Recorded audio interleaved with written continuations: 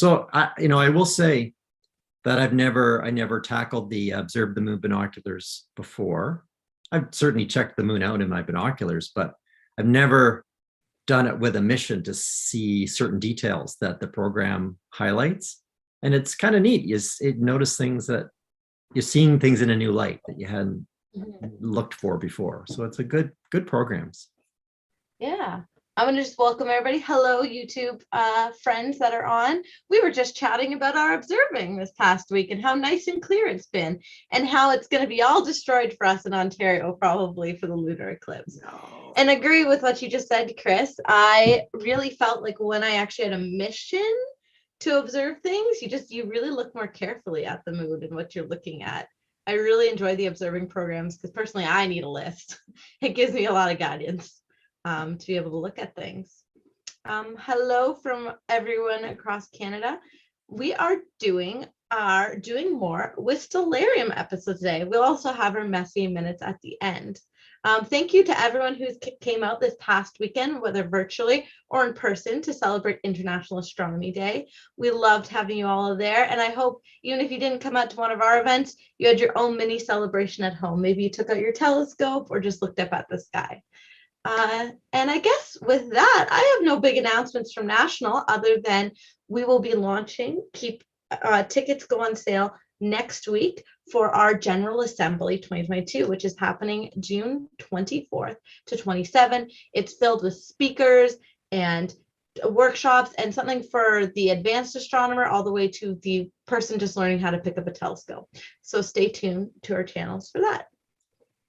Oh, and thank you for Kareem to share in the chat. We have also launched Creation Station, so our young RASC members or friends from ages 5 to 17, please share your wonderful creations, anything that can be sent to us digitally related to space, we would love. And you can always check out all of our Artemis parties and moon resources at the rasc.ca/Artemis parties. And with that, sorry, Chris, I will let you take over this. Those are all great stuff.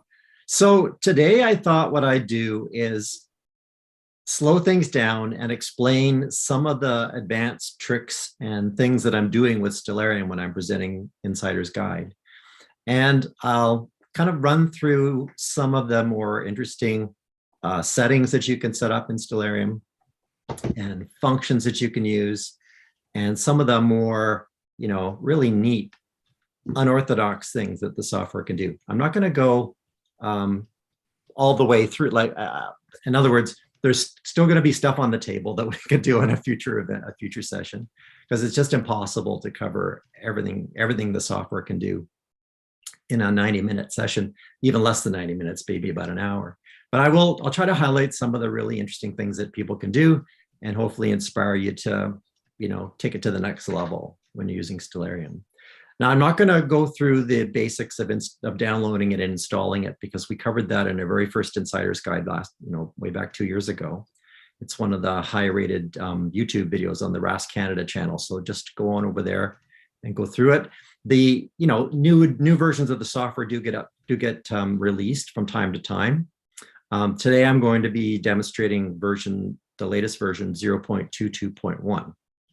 But I'm going to be using my MacBook to do this, which I don't normally work too much with Stellarium on.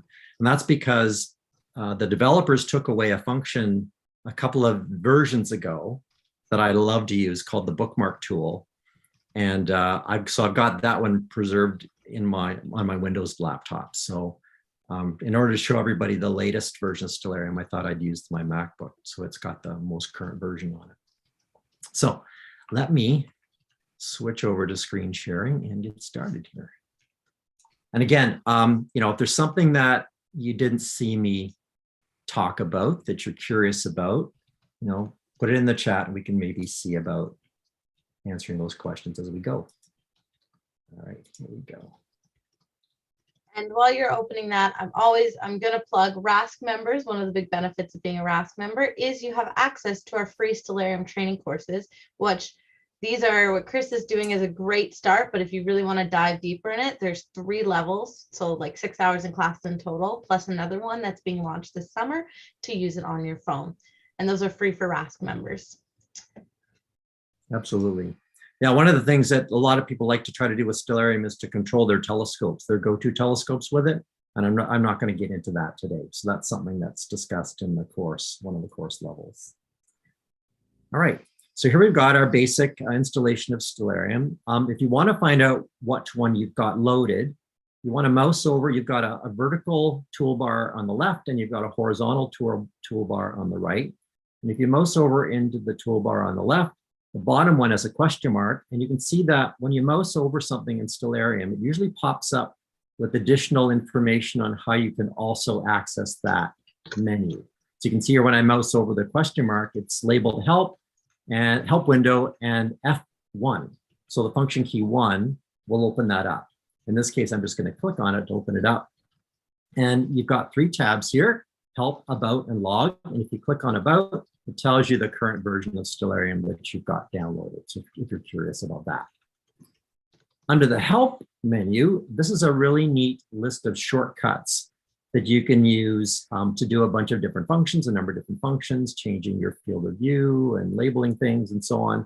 So if you're ever wondering about some of the things that Stellarium can do, have a click through or roll through this list, and you'll find all kinds of neat things that you may not have realized you could do, like jumping ahead by 1 lunar month, or different time intervals and things like that. So that's under the help menu.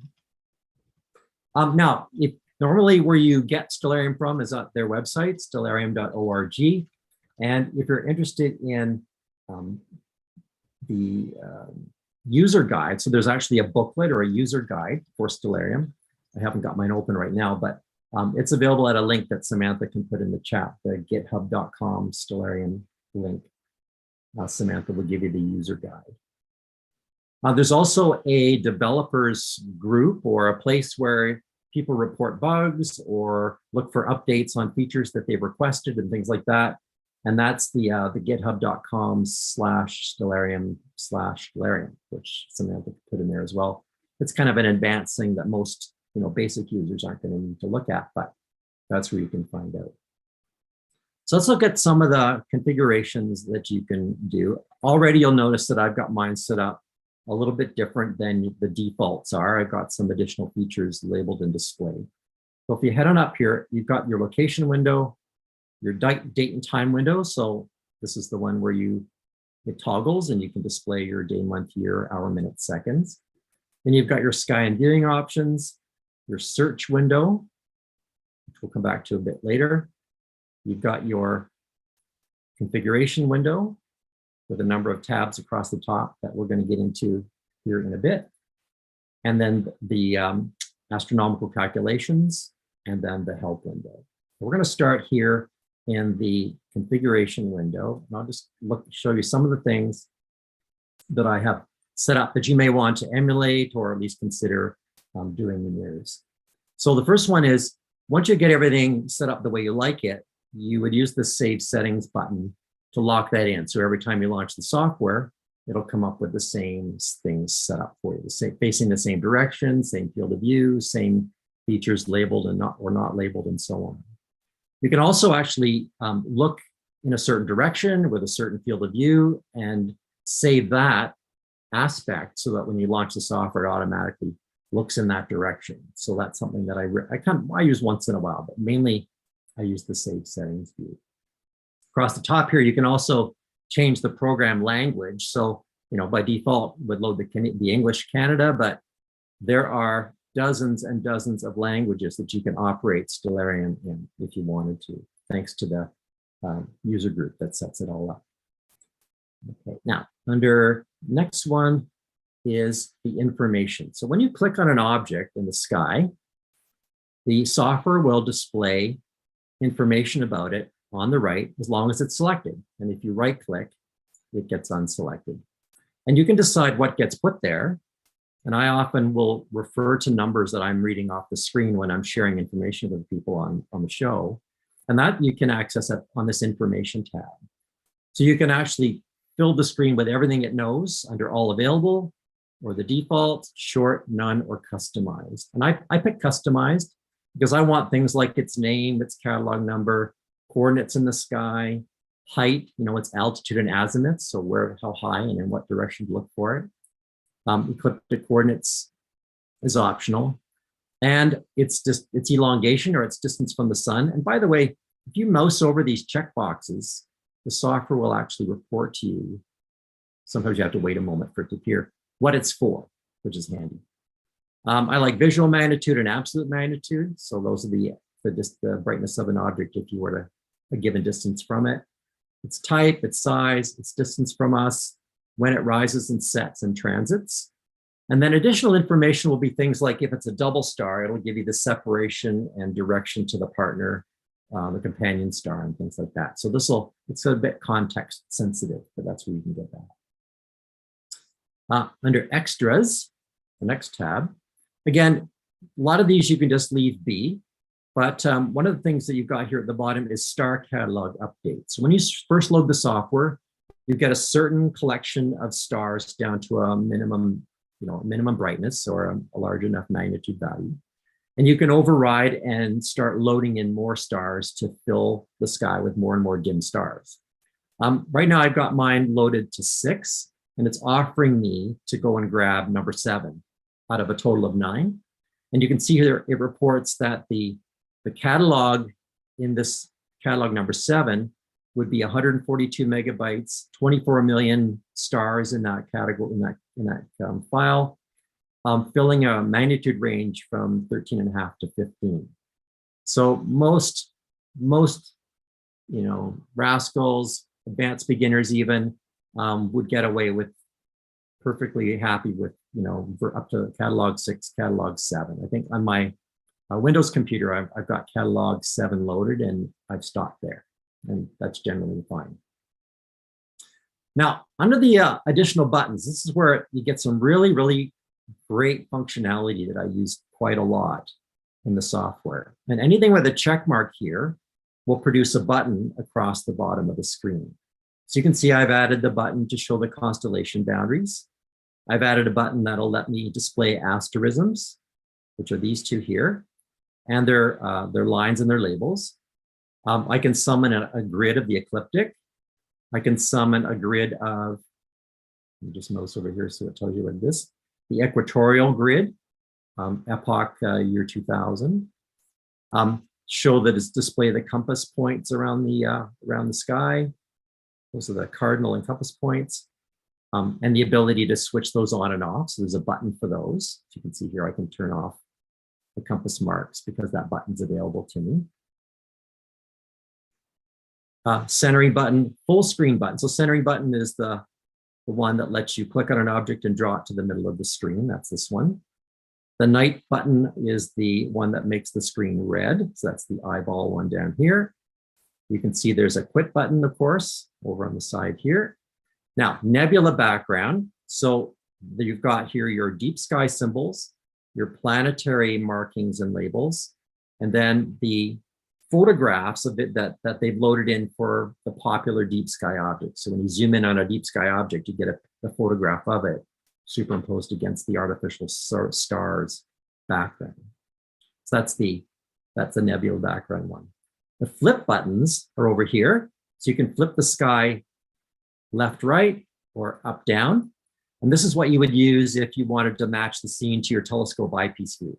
So a Dobsonian reflector telescope or Newtonian reflector telescope will flip the view by 180 degrees. So that's both flips.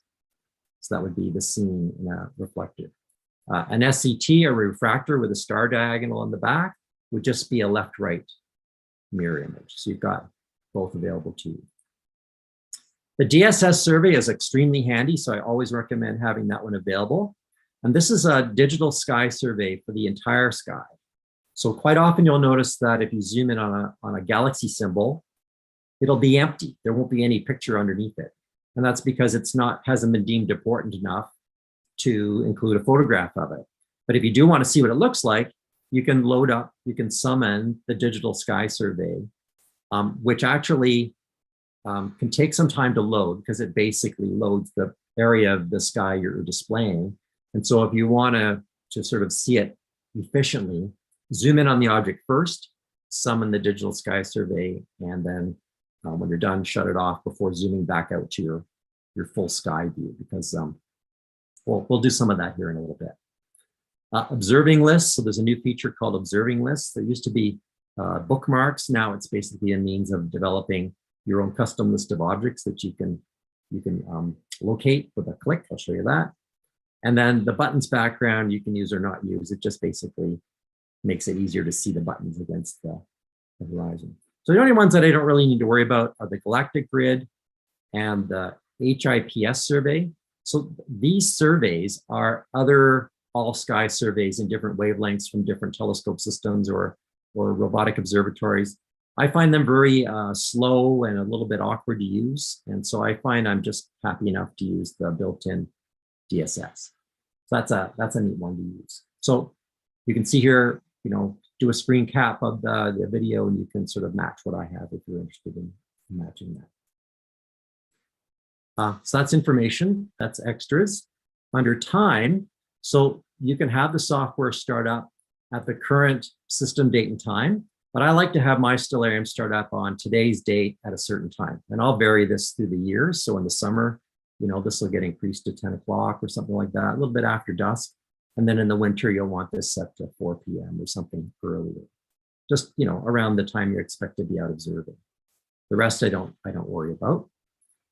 Then under tools, this is where you can do things like, all kinds of advanced things that we wouldn't really be needing to worry about in most cases. You can turn it into a planetarium mode by using disk viewport and gravity labels and things like that. But what I do use under this tab is under screenshots.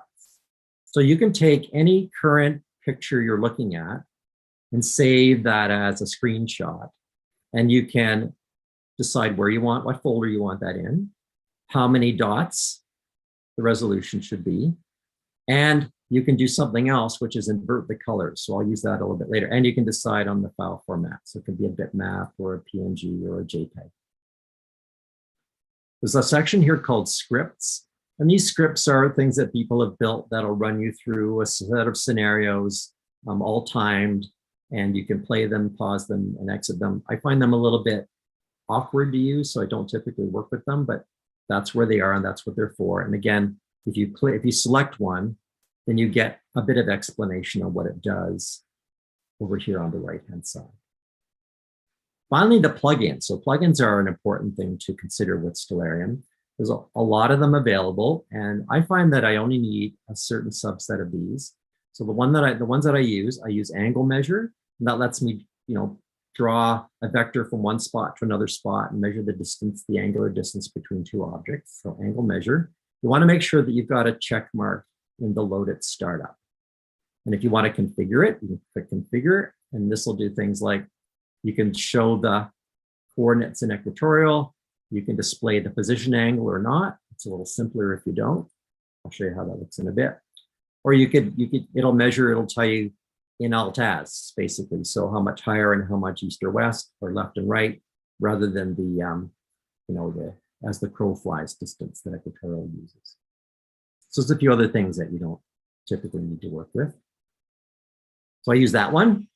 I use exoplanets if I occasionally want to see the exoplanets displayed.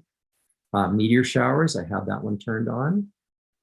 Let's see, oculars. So oculars is one if you want to emulate the view through the eyepiece that I've been using for the Messier minutes. That's one you need to have loaded, and I'll explain how that works in a little while.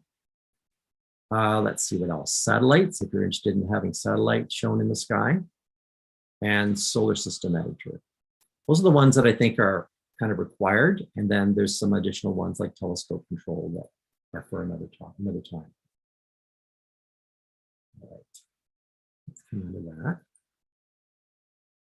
So let's talk about how things look in the sky, and that's controlled under the sky and viewing options window. And so this is a number of different tabs, starting with the sky in the first tab. And this controls things like how strongly, how bright or intense the Milky Way is. And, typically use 2 and 1. So one is the brightness and the other one is the, saturation of the rich side of it. If you're interested in zodiacal light, which is that glow along the ecliptic at certain times of the year, you can have that enabled. And if you really want to see it well, you can crank up the number here and it brightens it up. So that makes it more visible. So the dynamic eye adaptation, that'll make everything wash out when the moon is bright, just like it would in the real sky. But I find that that's not really handy for learning or teaching or using Stellarium, because sometimes it wipes out things that I'm still trying to see. So I usually leave that one turned off, but that's something you can work with. And the atmospheric visualization lets you do things, it does things like kind of dim objects as they get lower in the sky the way they naturally would be, and basically wash them out when there's a twilight glow and things like that.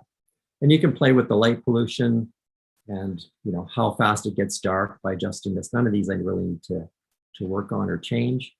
And then if you want to see shooting stars, you can increase the number of shooting stars by dialing a number here or changing the slider. But you'll only see the shooting stars if you've got time flowing forward. So if you pause time in Stellarium, which you can do, you won't get them. And the way you can tell is are the seconds counting? So if the seconds are not counting, time is paused. So I have time flowing right now. So you might see the odd shooting star when I make it a bit darker. Over here on the right, we've got the stars, and we've got the means of actually enhancing the difference between the bright stars and the faint stars. And I find it helpful, especially if you're working from a suburban environment where the brighter stars are the more apparent ones. Then you can take these defaults of 1 and 1 and reduce the relative scale number down to 0.6 or 0.7, and you'll just see that the brightest stars will get a little bit of a bigger, brighter dot in the program. And you can set twinkle, twinkle's fine. Limit magnitude would do things like if you were zooming in and you didn't want to see more and more and more stars, then you could cut that number off so you didn't keep getting more and more stars as you zoomed in. I wouldn't touch it. Neat thing is you can make the stars spiky if you want, the way the kids like. And then the labels and markers. So if you want to increase the number of labels that you see in the sky, or maybe you're wanting to capture a sky chart of a particular constellation and catch all the prominent stars in it, and they're not currently showing, then you can slide the slider up and it just starts adding more and more and more labels. So normally you get more labels as you zoom in, but if you want even more, you can slide this up and down.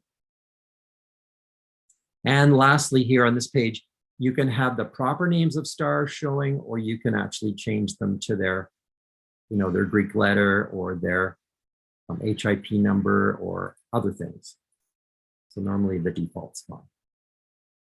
I wouldn't worry about perspective. One of the neat things about Stellarium is that you can fiddle around with some of these settings, and if you get lost or mess something up that you didn't intend to, just shut the program down, and when you restart it again, you're back to the last set of settings you saved, which was done using that F2 save settings button I showed a while ago. All right, let's see if there's anything else I want to talk about with this page. That's it for now. In a few minutes, I'll start demoing using some of these tricks. Okay, next up is solar system. And again, typically you have these up and running, and you can actually turn off the solar system objects just by using the button. So they'll actually disappear, or their labels will disappear. If you want to actually remove their effects, you can actually completely make them go away. So you could actually hide the sun's light, hide the moon's light, hide everything from a planet by turning off this master button. Don't normally use that. Now there's one to show the labels of features on the moon and Mars and other planets.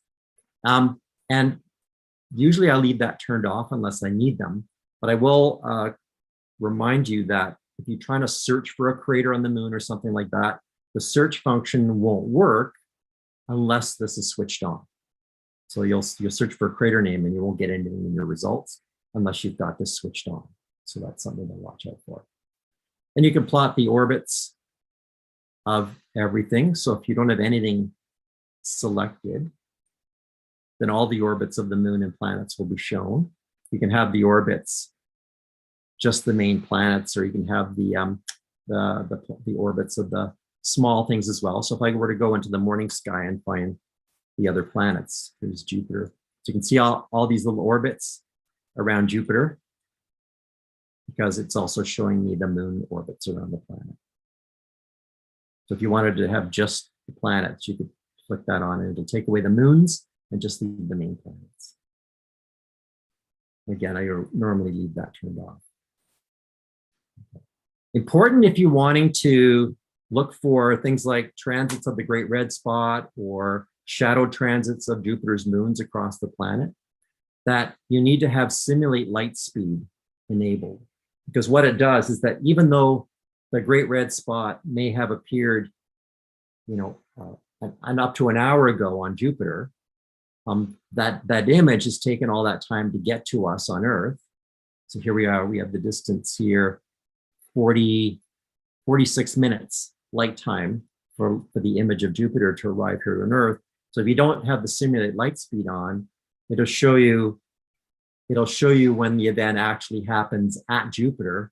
And if you go to set your telescope up to see it on Earth, you might miss it because you haven't accounted for that delay time. So that's what that's for. So the labels and markers will let you can slide this up and down and you can reveal asteroids and more of the minor planets. So the more you slide this up, the more fainter objects that you'll see. I don't change much else in here. You can enlarge the moon if you want to. I usually leave the moon fixed as it is. Let's see. What else we got here?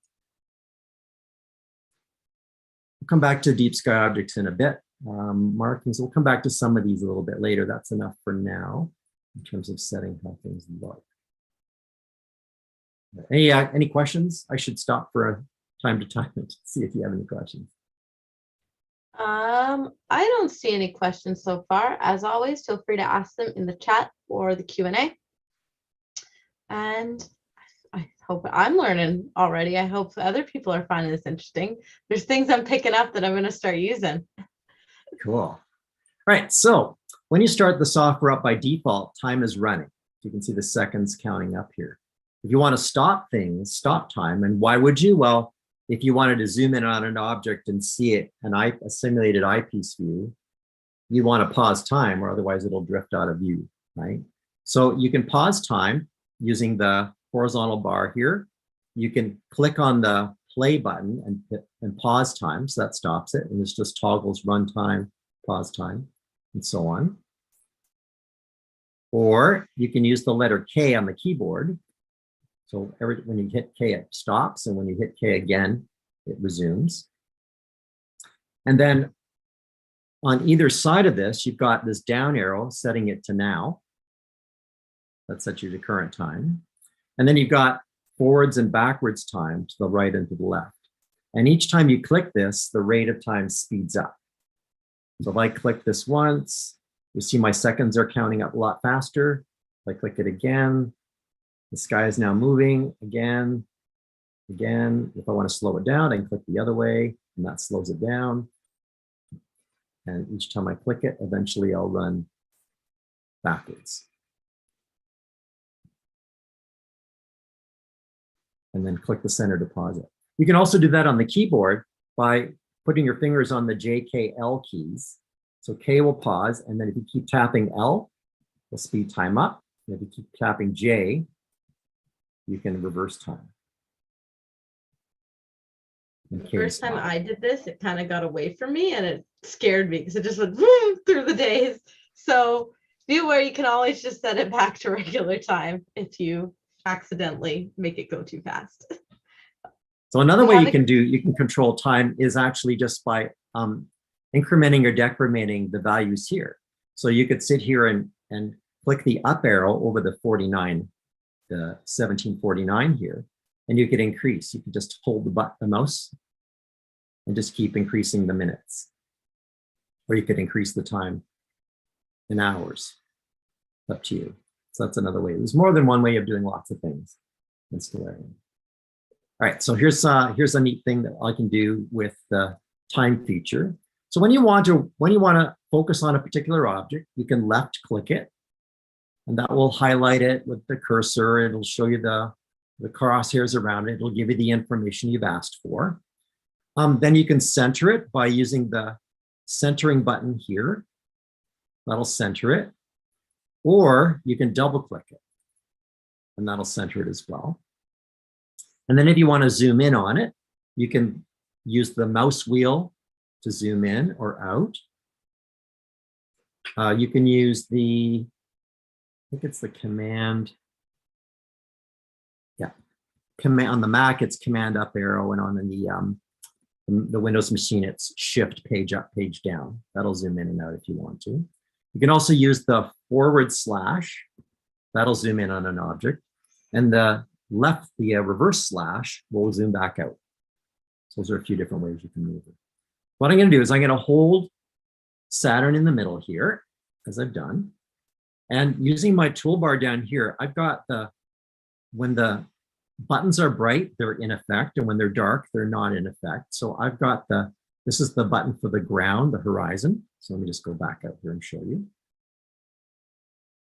There's my horizon. I'm going to hide the horizon. So I'll hide the ground altogether. I'm going to hide the daylight by clicking this one off. And that leaves me with a view, an uninterrupted view of Saturn, right? No matter the day or time, the Earth won't be in the way to hide my view of it. And what I'm going to do is I'm actually going to advance. And also what I'm going to do is I'm going to actually, Saturn will tilt through the day as as objects rotate through the sky because of the Earth's rotation. You can eliminate that if you set the software in equatorial mode. So this equatorial mode is equivalent to locking everything kind of with celestial north straight up. And so no matter what time of day I set it to, Saturn will stay upright for us. So what I'm going to do is I'm going to sit here and jump months into the future. So this is May 2022, June, July, and so on. You can see Saturn getting bigger and smaller as Earth moves to the Saturn side of our orbit around the sun. And then as we go to the far side of the sun, the planet gets smaller. So it'll get bigger and smaller every year as Earth moves closer. And then as we get farther into the future, the rings are narrowing. You see the rings are narrowing? So I go back to 2022, the rings are quite open. If I jump to 2024, I'll go ahead a few more months. By the time we get to the spring of 2025, the rings are going to go edge on. So around March 25th or so, Saturn's rings will be edge on. You're seeing the rings are the little white lines here, and then the dark thick line is the shadow of the rings on the planet because of its height above about south of the plane of the solar system. But yeah, there'll be a number of days where the Saturn doesn't have any rings around it visible from Earth. However, the problem is that if I bring back the daylight and the horizon, you can see that Saturn is very close to the sun that day. I'll turn off the equatorial view as well. Let's see. So Saturn, when it has no rings, will also be too close to the sun to see it. So what you want to do is go to July 7th, 2039, and then we'll have a nice evening view. We'll go to July 7th, 2039. Whoops. Now we'll go into the evening. And we have a ringless Saturn in the evening sky. So hopefully we're all still around to catch that when it comes around.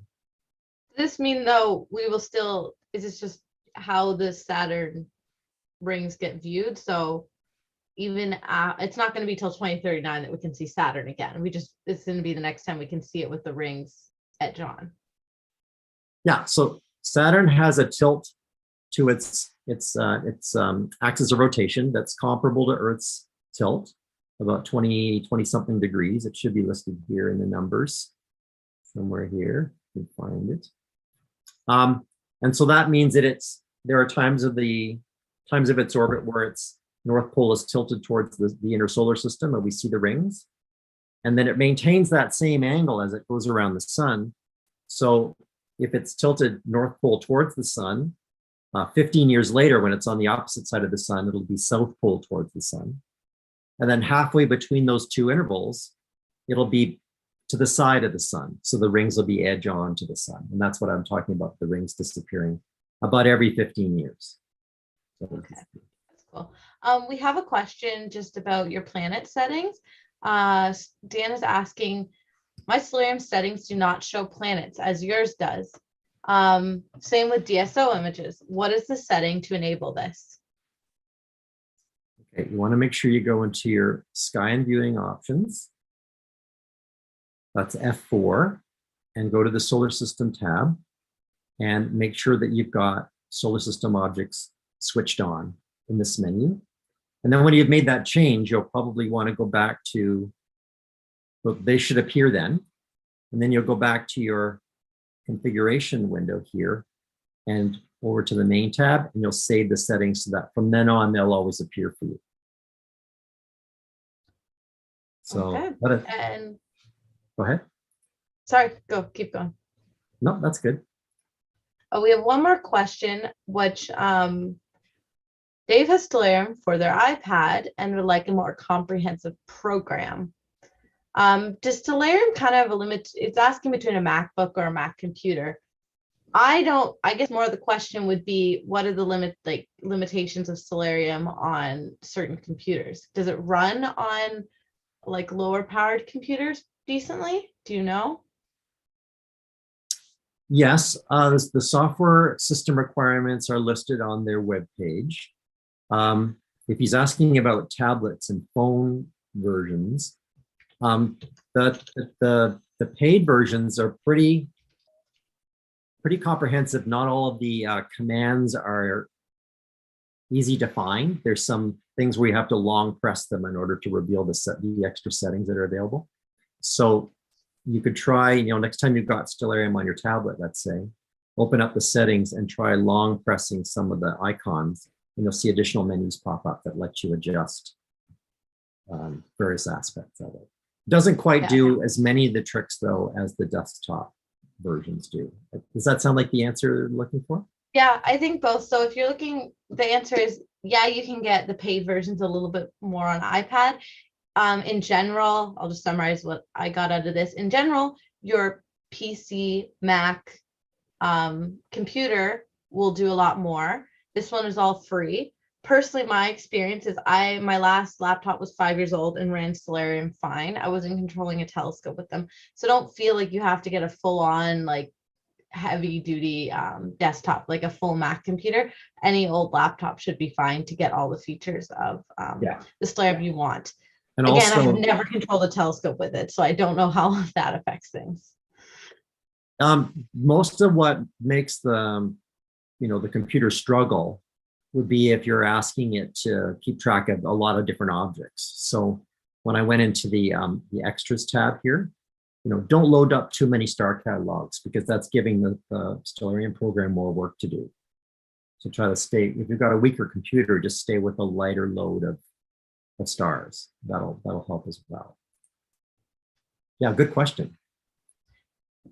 All right, let's talk a little bit about the horizon panoramas. So you've seen that sometimes I change my horizon panorama. The way you do that is you go into your sky and viewing options window. And there's a tab over here called landscapes.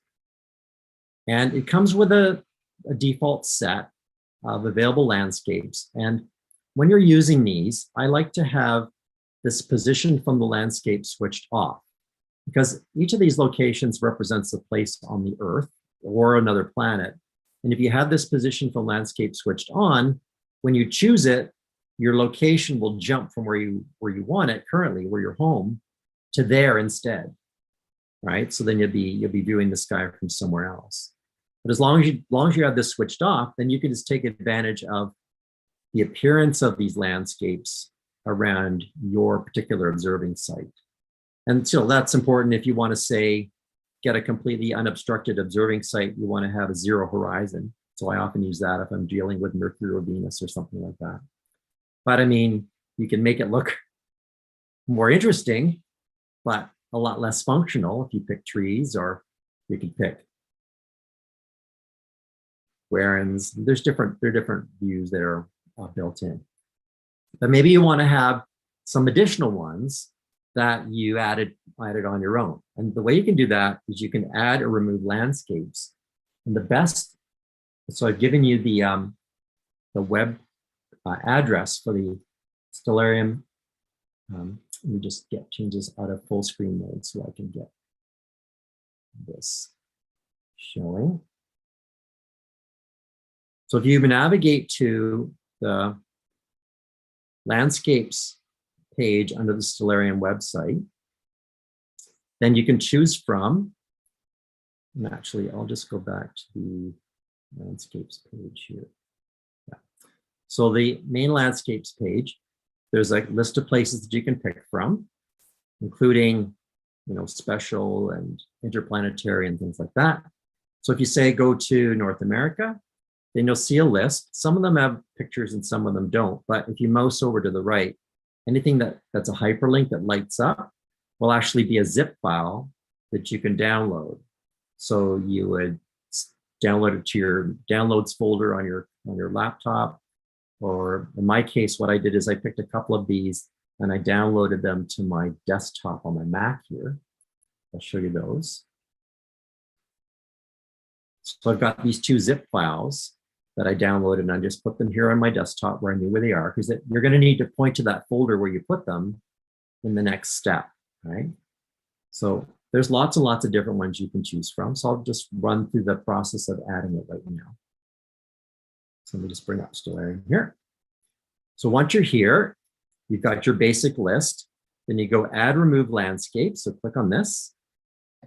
It's asking you to click to install a new landscape from a zip that you've downloaded. And then if you want to, you can immediately go to that site so that that's checked on. And then if you've added some that you want to get rid of, they'll come up in this list and you can remove them and you can navigate through the list left and right. So I've already done this Lennox and Addington, so I'm going to add a different one.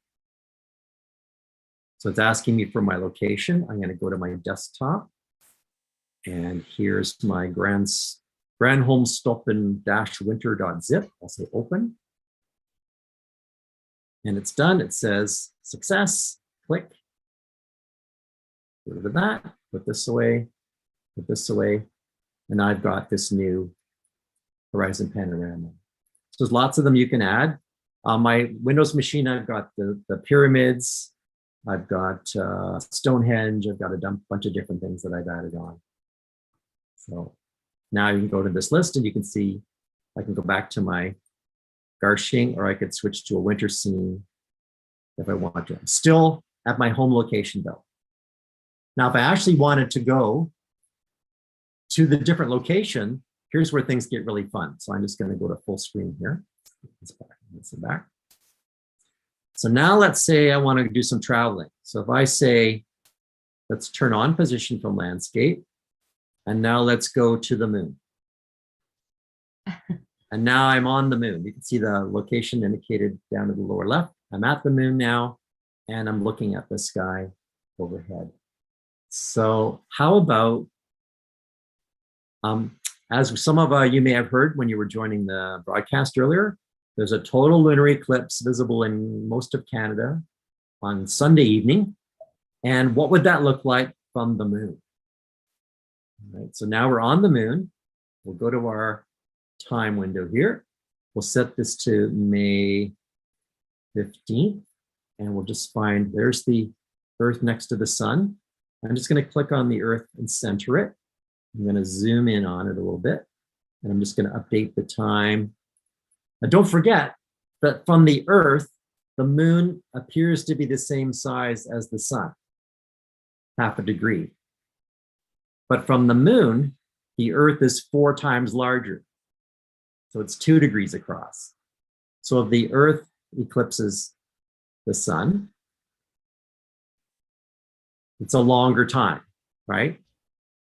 And this isn't showing us the real blood moon effect that you get, because during totality, while you're on the moon, you would see sunlight streaming around the Earth's edge and turning red due to the sunset colored light that passes, that refracts around the edge of the Earth.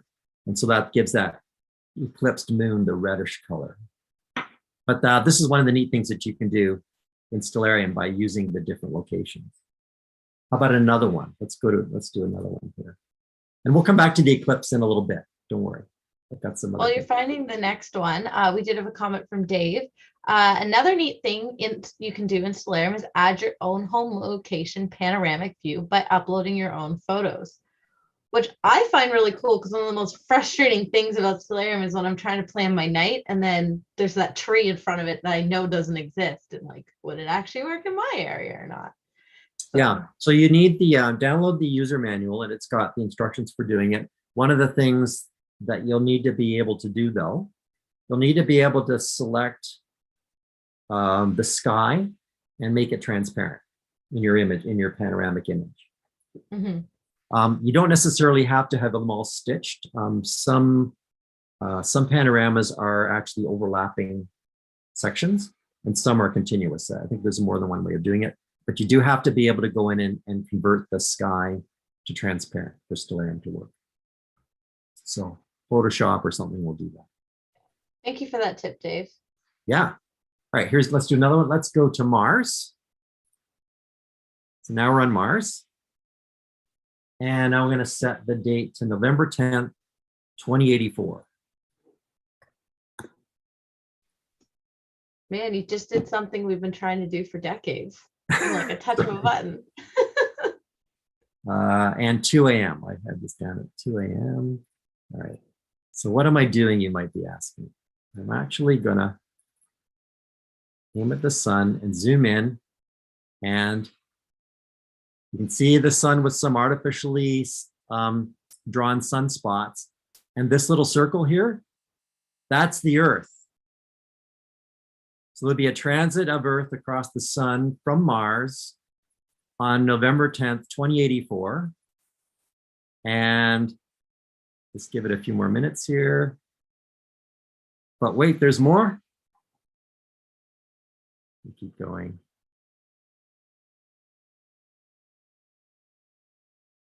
Not sure when this will kick in. Should show up by now. There we go.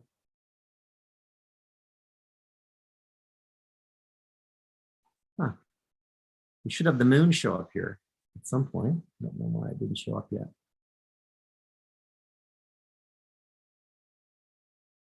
There we go. There's the moon. See it up here in the corner? Looks so far away from the Earth. I didn't expect it to Yeah. seem that far apart.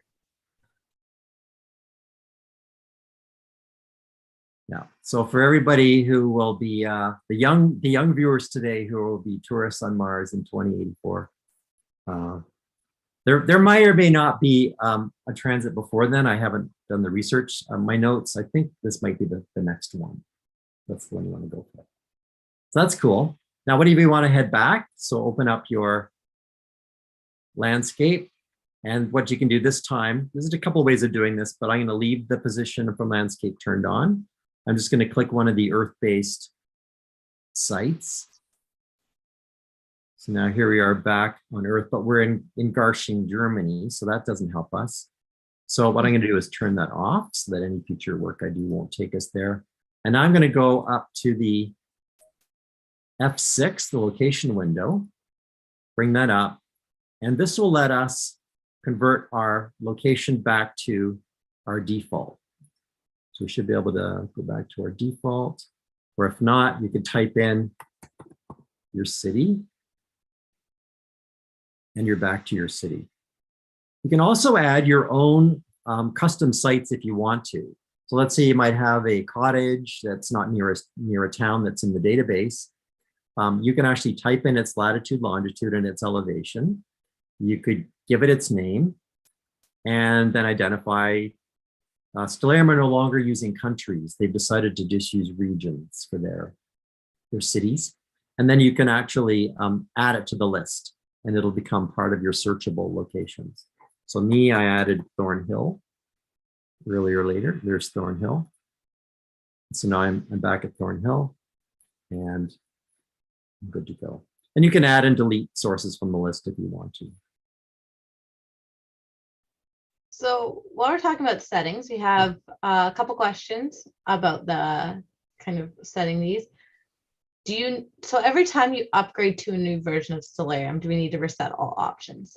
I can answer this question because Stellarium, unfortunately, as far as I know, there's no update button. You have to re-download the newest edition of Stellarium, which then means you do have to put everything in. You Is can there check been any for changes? Oh, you can? The old edition you couldn't. That was my fault. Do your settings stay then? I believe that when you install the latest version you've downloaded, one of the things it asks you along the way is, do you want to keep your settings? Okay. So, but it won't automatically push updates to you. No, you have to go and find them, go and check them. So I follow them on Twitter, and Blake and I are always emailing each other if there's a new version back and forth. And we were like, it's like Christmas. Hey, there's a new version of Stellarium. What have they added? So we geek out on that stuff. It shocks me still. I have one more question, but the comment of the versions that it's still technically in beta. Like we don't have a 1.0 version yet after so many years. Right. So and Larry asked, can star catalogs be removed or just deactivated? I believe that you can do anything you want if you're willing to tinker with the various data files in the directory structure. A lot of that's covered in the manual. So if you really want to get down and dirty, you can. Stellarium is an open source software, so they let you tinker it and do whatever you want to it if you want to. So anything should be possible. Yeah. I believe I also read somewhere that when you install the software, you get a basic set of deep sky objects, but there is an additional supplementary catalog that you can add that'll go very, very much deeper into the sky, into the deep sky if you wanted to. I've never done that, so yeah. Thank you. I think that's all the questions we have for now. Okay, so let's do a little bit more playing around. So we're back here kind of at home base, back on, we'll go back to today, come back from 2084, I'll go back to now. Okay. So here we go.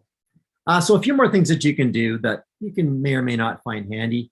You can actually hit the letters on the keyboard and change the direction you look. So if you hold the shift key, go south, west, east, or up, and you can change the view to those various directions if you want to lock those in. Otherwise, you just grab the sky with your mouse and move it around. I talked about using the shift key to zoom in and zoom out. You can also set the software to predetermined amounts.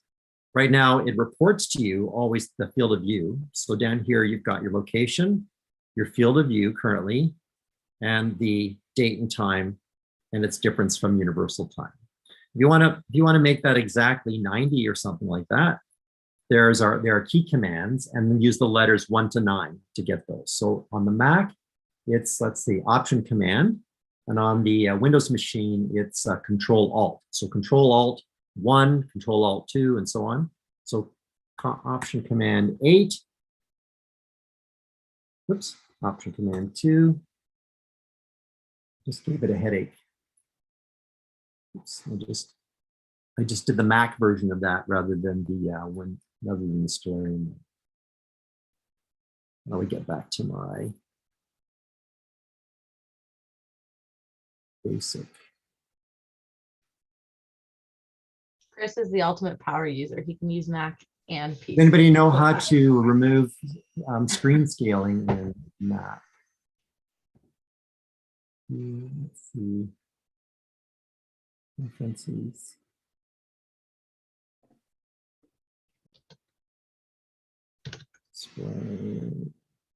I will say while we're talking about scaling is I had an issue when I first downloaded Stellarium. I'm not sure if you've run into this at all. It automatically, the first match that comes up on my computer is scaled to 75%. When I opened that, it was messed up for my whole screen.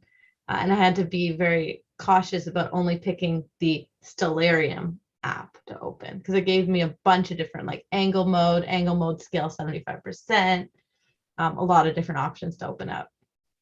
So I'm gonna leave the stream and restart my Mac. I'll be right back. Okay. I don't know the command to do this.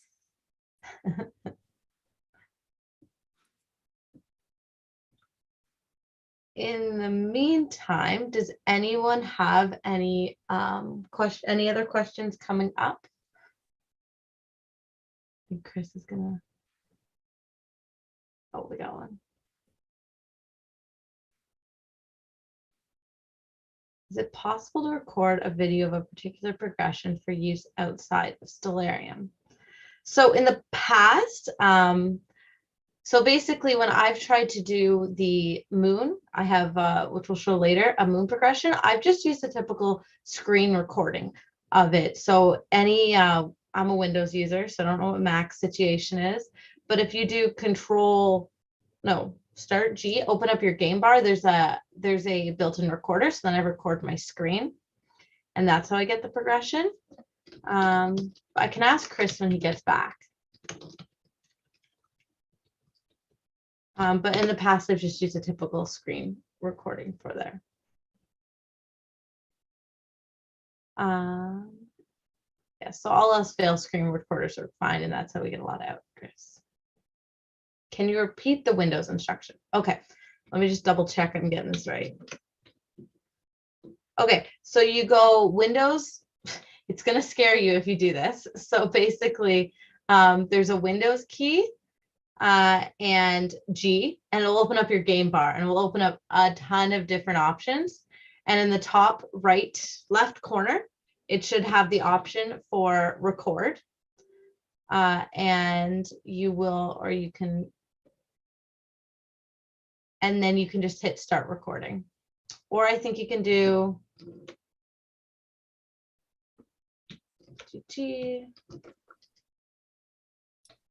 start record. I'm back. Hello, we were just talking about recording in Stellarium. As far as I know, we have to use an external recording system to record a progression in Stellarium. From what I can see, the latest posts I've found say there's still no. But have they updated an internal recording system for Stellarium or just screenshots? You mean recording continuously what you're doing? Yeah. You might be able to do something with the scripting tools. I'm not sure about that. But I am going to talk about capturing your screens in a little bit here. Yeah, but my best advice from my experience is just to use whatever screen recorder is built in. If you just Google Windows screen recorder, Mac screen recorder, it'll come up. There's usually one built into your device, and then you can use it really easily. And that's how I've captured everything in the past. I use the game bar in Windows, which is Windows key G, and then there's a recording option in that. As I said, don't be scared of all the stuff that pops up though, because it's a gaming streaming system that they have installed. Okay. Now let's talk a little bit about some of the things that you can display on the sky that will help you. So I've got the ecliptic displayed that you can bring up using a section called markings. I'll come back to in a minute. Or if you're remembering some of your favorite shortcuts, it's the comma on the keyboard. So it just toggles with the comma on the keyboard. The period will bring up the celestial equator, which I use a bit less often. And then the semicolon brings up the meridian, the prime meridian. So if you're interested in objects when they're highest in the sky, when they're crossing the meridian, that's the semicolon. So you can do them that way, or you can go to the F4 markings. And this is all the different things that you can display on the sky. Sorry, Chris, you're not sharing. Oh, let me do that. I was waiting for you to start sharing, but then I realized you started going. That's why we need There we go. Yeah. So you can control what extra things get put on the sky using this F4 markings tab. And anything with a check mark is now being displayed on the sky. So I like to put the zenith. Here's the little green Z for the zenith. So that's got a check mark on that one. This cardinal points, this is the compass marks around the base, and you can have just 4 of them, northeast, south, and west, or you can add southeast, northeast, or you can add the south, southeast, so the 16 directions instead of just the 4. The boxes in front of each item let you change the color, so just click a box, pick a pencil crayon, or use one of the other coloring systems to choose. Pencil crayons are fun. So you can change the color of the item. When you see one with 3 check marks beside it, that means that you can just draw the line, you can annotate the line, put check marks on it, or you can add the numbers. So for the ecliptic, let's say, I can add tick marks along the ecliptic. So you can see little tick marks here now. And then I could add the degrees as well, if I want to. One of the handy ones for that is to do the meridian one. So these are kind of alphabetical, so M for meridian. So I draw the meridian line, and then I'll add the numbers, and that tells me that, if I'm interested in only objects that are above 45 degrees or above 60 degrees, where they'll be more clearly visible, then that's a great way of finding out where that is in the sky. Okay. So there's that one. You can see there's all kinds of neat ones in here that you can add. You can also bring up the grids, which you can also do using the buttons down below. One of the fun ones is the Earth's umbra and the anti-solar point. So the anti-solar point is the spot in the sky opposite the sun. So let's bring this up to later at night. And you can see the ASP, anti-solar point, is displayed here. If I go a few more days into the future, when I get to go back into the evening, there we go, into the evening of Sunday night, we've got the moon sitting beside the ASP. And that's because it'll be a full moon opposite the sun in the sky. So it's a great way of seeing that concept work out. You can also see when planets are at opposition, they're opposite the sun in the sky. And if we have time, we could sort of preview the opposition of Saturn or Mars this year and see when it's exactly opposite the sun. The neat one is the Earth umbra, the Earth penumbra, and the mark of the center of it. So this is the shadow cast by the round Earth into the sky. And at the distance of the moon, that angle, it's about a thumb's width apart, a thumb's width across in the sky at the distance of the moon. So on the night of Sunday, May 15th, I'm just going to actually center the moon here. The moon will start dipping into Earth's shadow. So it'll enter the penumbra, which is the zone where part of the sun is still visible, around 9:30 or so. About 10:30, we'll start seeing the bite out of the moon as it enters the umbra, where no sun is shining, except that refracted light. And then by about, say, around 11:30, totality begins. So as of 11:30, we have totality. And you can see that the moon is actually crossing the umbra on the southern half. So it's a full total eclipse, but it's not as deep as it possibly could be. So the longer eclipses happen when the moon crosses the deepest, widest part of the shadow. And that'll all continue until the wee hours of Sunday for the Eastern time zone, and then late evening in the Pacific. So that's a way you can sort of teach about eclipses by using the markings in Stellarium. I found this was a good way to, with Stellarium, is when I was teaching what it's going to look like across Canada, I got videos of how the moon looked like for Eastern and then for the West Coast. And just for my West Coast folks out there, you will see it will be a rising like eclipse, if that makes any sense. Like it's already going to start to be, I'm not sure if it hits totality or it's almost at totality by the time the moon rises in your time zone. So you won't be able to see the whole thing, but if you get lucky and got some clear skies and good horizon, you might be able to see part of it. So yeah. One of the neat things, actually, speaking of that, is if you go into that sky and viewing locations window, I haven't done the roaming the Earth thing, but I will in a bit, is you can actually just drop a pin or click anywhere on the Earth and instantly change your location to that spot. So here I am basically in the Vancouver area, and you can see that the moon, let's see, the eclipse is kind of over by then. We'll just center this up. So yeah, the moon will be eclipsed while it's rising on the West Coast.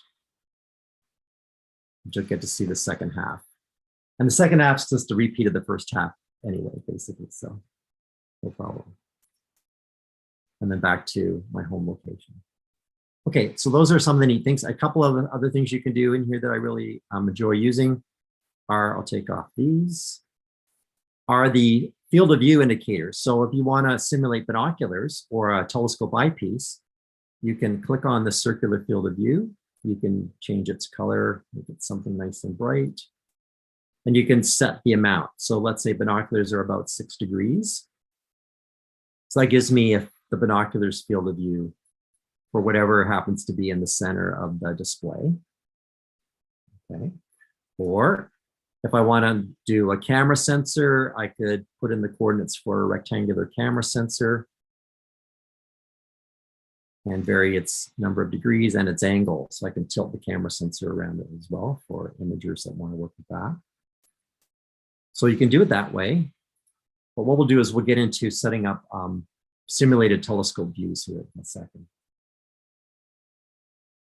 So if you want to set up simulated views of your telescope, you want to make sure that the oculars plug-in was enabled at the beginning.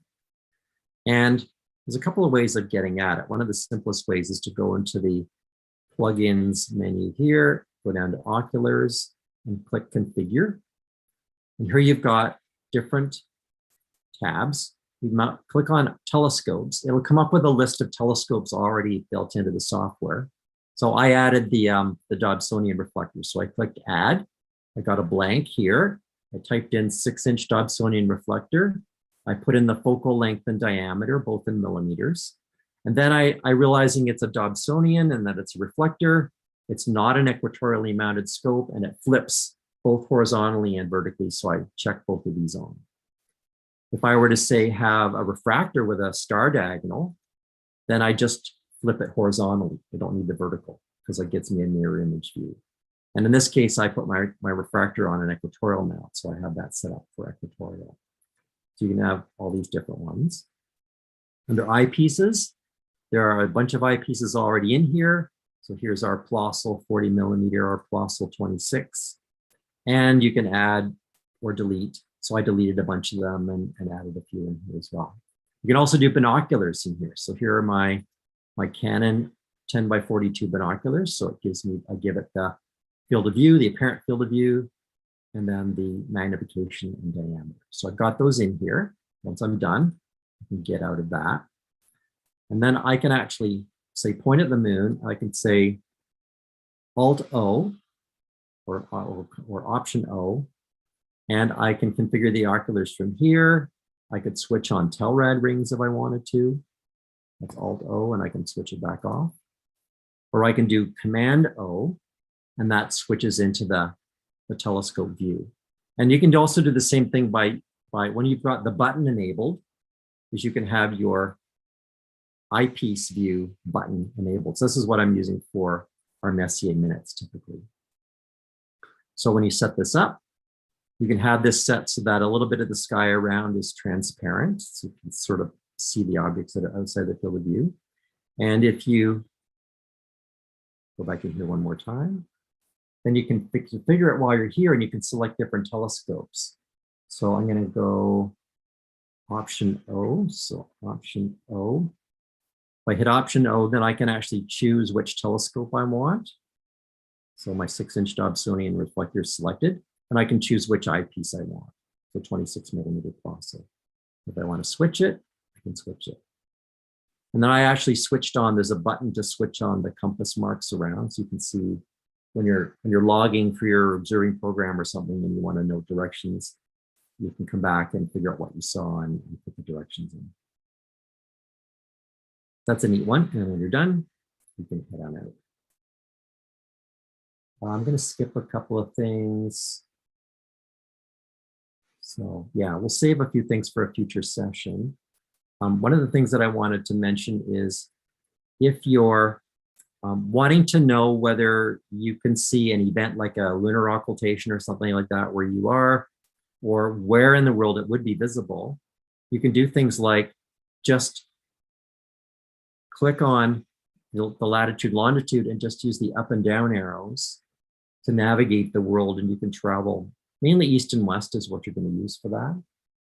So for example, on May 15th around 12:45, around 8. 8. Yeah. Around 8, the moon is going to occult. Oops. The star Zubino-Ganubi in Libra. So you can see it's not visible from Canada. But I could actually navigate by just changing the latitude longitude until I got the moon to rise above the horizon, and then you'd know that that part of the world you can see it. In fact, it's actually in Japan to be able to see it from there. Okay, a couple more things and then we'll wrap up. Searching, let's talk about searching for a minute. So using the search tool, you can actually type in star proper names or planet proper names. If you want to look for more of a minor star, let's say 51 Pegasi or something like that, then you could type in this way. And you'll see you'll get this funny star 51 Peg. So this is a version of that star from a different star catalog. If you want the actual, no kidding, star 51 Peg, you need to use capital Peg. And then you'll get the actual star visible. It's below the horizon right now. So you want to use capital letters in your searches. Or you can also use the Greek letters. So if you wanted to say, look for, let's say Alpha Leonis, which is Regulus, then you can do it that way as well. So I think we'll stop for now. We'll save some of these for a future session, and we'll switch to our Messier minutes. Any final questions, though? Yes, anybody have any final questions before you do Messier minutes? I will give you a hint. I put this in the chat earlier, but those, before we slide into Messier minutes, all your finder charts that I create for Messier minutes are done in Stellarium, and I just screenshot it and make sure I'm only showing Messier objects when I use the search function. So you can look up a more detailed view just by doing the things that Chris has shown you here today. I'll just step through that right now, actually. So I'm gonna advance to May 22nd when there's no moon. Okay, I've got the sky here where the Virgo cluster is. I'm going to bring up my DSOs. I'll go into my sky and viewing DSOs. I've only got the Messiers selected. Okay. So if I zoom in here, I'll get the Messier objects in the Virgo cluster. Okay. I'm going to pause time. I'm going to go to 11 o'clock. Let's go to 11 o'clock. We have lots of galaxies up. 0, 0, right click. So here's all the Messiers in the area. Then I'm going to go to my config window, over to my extras, under my tools. I'm going to go down to and select invert colors. So I've got that clicked on. I'll come back a little bit so I can see some stars. And then I'm going to, here's my, should be Command S. Command S should give me the star. So now I've got an image saved in my desktop of Stellarium inverted color, just as Samantha was describing. And what you can do is you can have this flipped for your telescope. So you could have flipped it left, right for refractor, if that's what you're using, or an SCT, and you can match things up that way. A couple specific things I do is I increase the markers for Messier. So when I can give you that bigger wide field shot. You don't have to zoom in as much, which we've already talked about previously today, is increasing the labels and markers. I increase it, and sometimes I only use the designation for the screen labels. Depends on what's going on. And in general, yeah, that's how I find your Messier objects. We do have another question, kind of. What is the best way to find good dark targets for photography? Would that be something you could use Stellarium for, or would you use some other catalog? Well, I recommend, reading my Beyond Messier articles in Sky News, because that's what they're for, is to highlight unappreciated targets. So go back and look at your Sky News Beyond Messier's. This month I've got 6 galaxies that you can look for, which are really underappreciated. I think it's 6 galaxies. So there's that. In fact, I've got them here in my bookmark list, Beyond Messier's. So if you make a note of what's on the screen here, those are the 6. On page 22 of this edition of Sky News. Yeah. And if And you then don't you have your can dip into Sky the News sitting Observer's right next to you Handbook. at all times, what are you doing? All right. Okay, let's move on to Messier minutes, and because the only other question is about something not associated with this. So I'm gonna say welcome to Messier minutes, and I'll let Chris go ahead. So what we've done is we've chosen 4 brighter objects because we had the moon in the sky this week. Of course, after Sunday night's full moon, the moon will start waxing or waning in phase and rising later. So next week, later, by the end of next week, we'll be able to get back into some fainter targets with the moon not bothering us too much in the evening. So what we've done is I picked 4 globular clusters, basically. So we've got, first of all, there we go. Here's our meridian. So around 11 o'clock tonight, you can go for M68. So where's my M68? Should be down here. It's already passed. It's already in the western half of the sky down here near Corvus. This is M68. M68 is a medium-sized globular cluster, relatively bright, but it's rather low in the sky for Canadians. So try to look at it around 11 o'clock or so when it's kind of higher in the sky. Possibly you can see it in binoculars if your skies are dark, not when the moon's around, but when the skies are dark. Easy in small telescopes, but you'll see more details in your larger telescope. I'll bring up my binocular view here. What you can do to find it is you can take the stars on the eastern side of Corvus, the Crow, and take a line from Algorab to Kraz and just 1.5 times, and just keep scanning, and you'll pick up M68. If you can bring up the view here in the eyepiece, I'm going to bring up the DSS, the deep sky image, and show you how that looks. So that's kind of a relatively natural view of how it looks in the telescope. And you can see it's, you want to make a note of, is it a dense ball? Is it a little more relaxed? The shape, things like that. All right, what's up next is we've got M5. So M5 is up here on the edge of Serpens and Virgo. And M5 is large and bright. It's a bit more diffuse. Some people have claimed to be able to see it with their naked eyes. I don't know, I haven't tried. Certainly binoculars in any size of a telescope will work well for it. It's nice and bright. It sits near a magnitude 5 star, so just north of this magnitude 5 star, 5 Serpentis. And that star is a palm's width to the right of the brightest star in Serpens, Unocalhi. I'm not sure how it's pronounced. Or another way of doing it is you can extend the neck of the snake downwards. So if I take my measuring tool, kind of go here and kind of double that, and you're in the neighborhood of M5. And then in a telescope, you can see already it's the same field of view as I showed a minute ago, but it's much bigger and much more impressive than M68. Its nickname is the Rose Cluster because some people have seen patterns in the stars that may be reminiscent of rose petals. I thought it maybe kind of looked like a spiral galaxy face on when I was looking at it through my telescope. So see what you think about that when you're looking at it yourself. That should be relatively easy even when the moon is around to find it.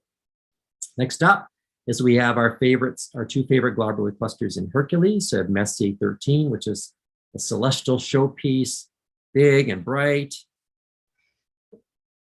It's the bane of my existence. Is it's it? My goal. I don't know. I've multiple times gone out and it's been too low and washed out from light pollution. Like or it's too high up in the sky that my neck hurts. I just, So I there are want a to couple see of it so tricks you can bad. use. So if you can find Vega, right? It's kind of on the line joining Vega to Arcturus, and it's somewhat closer to Vega. So that'll get you in the neighborhood. Then you want to look for the 4 stars, the keystone-shaped stars of Hercules. It's wider on the left, narrower on the right. And then you just want to go a third of the way down on the higher side of the keystone from the top. And there's where it'll be. So it's pretty easy to find using that trick. When you're looking at it, you'll see it's big, right? What's that? I was gonna say, I've seen it. Is this if you're in dark enough skies, could you potentially see it with your naked eye as like a blur, or? Yeah. Some people have seen it in naked eyes, definitely binoculars, even from the city, you can see it with binoculars if you're, if it's not a full moon, if the moon is not too bright, but just the light pollution, not the moon bothering you. Yeah, so that's how you can find it. When you're looking at it, here's the DSS image, and you'll notice that I'm actually going to change my Alt-O here. I'm going to pick my plus 26. So in a lower power eyepiece, there's a little galaxy sitting right here, NGC 6207. So you can see if you can see that galaxy, especially if you're in a nice dark rural location. Last up, we have M92, also in Hercules. M92 is about half the size of M13.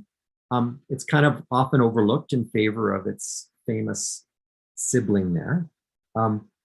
You might get it in binoculars if your sky is dark, if you're in a rural location. But the way you can find it, there's a couple of tricks you can try to use. You can make a kind of a regular triangle, equilateral triangle, from the top longer edge of the keystone. That's one way of doing it. I noted that you could find it using the iota Hercules and kind of less than half the distance from the top of the corner of the keystone down to the foot of Hercules. You could do it that way.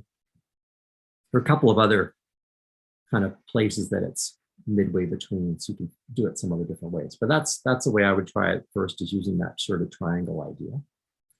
And then when you're looking at it, let's bring it into the view here.